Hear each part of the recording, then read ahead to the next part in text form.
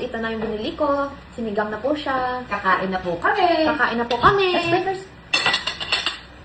Blessed is the Lord, and this day gift which you about to receive from the bounty. To Christ our Lord. Amen. Amen.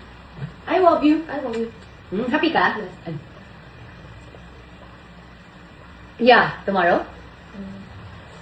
Nagre-request siya na healthy Okay. nuggets with carrots daw. Yes. Super happy ako kasi bumili ko yung gusto namin kanina. O kaya dapat lagi ka sasama sa akin sa grocery, ha? Opo, meron din snack. Kaso pag sumasama ka, medyo napaparami eh. Dapat minsan ka lang kasama. Ha? Bibili din kasi ako eh. Yan? Gusto mayroon snack din, kain minsan. Hag. Eh, may gulay naman eh. May gulay nga, pero medyo, pagkasama kasi medyo madami kang kinukuha eh. Minsan ka lang kasama. Ayoko na sumama kasi ang dami ko lang kukunin. I love you. Parang I want to sama, always. Ano ba talaga? Minsan na lang ako sasama. Sige, sige, sige. Eh, chat-chat kita kung anong bibili. Kain na tayo mga my loves! Kakain na po tayo mga my loves. Ang okra, sabi mo kanina kakain ka ng okra ha. Yeah. Promise mo yan sa akin.